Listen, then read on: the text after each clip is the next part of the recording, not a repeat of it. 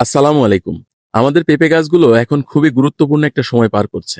ফুল আসার ঠিক এই মুহূর্তে বাগানে মাকড় জাতীয় পোকার আক্রমণ দেখা দিয়েছে। সম্ভবত আগের শাকের কারণে সাদামাছির বিস্তার হয়েছিল, সমস্যাটা আসলে সেখান থেকেই শুরু।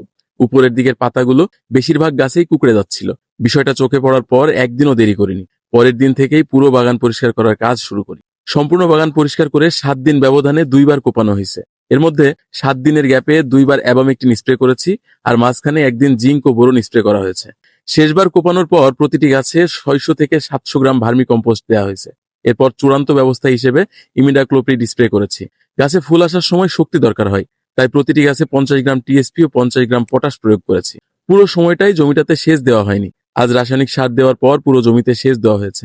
তবে এমনভাবে পানি দেওয়া হয়েছে যাতে গোড়ায় পানি জমে না থাকে। আলহামদুলিল্লাহ, সেচ দেওয়ার সময় চোখে দেখে মনে হয়েছে প্রায় ৯০% গাছই রিকভার করেছে। বাকিটা আল্লাহ ভরসা। কয়েকদিন পর পুরো বাগানে ফলাফল পরিষ্কারভাবে বোঝা যাবে। এই তো, এটাই ছিল মাকড়ের বিরুদ্ধে আমাদের ব্যবহৃত কৌশল ও প্রতিরোধের বিবরণ। আমাদের জন্য দোয়া করবেন। সবাই ভালো থাকবেন, সুস্থ থাকবেন। আল্লাহ হাফেজ।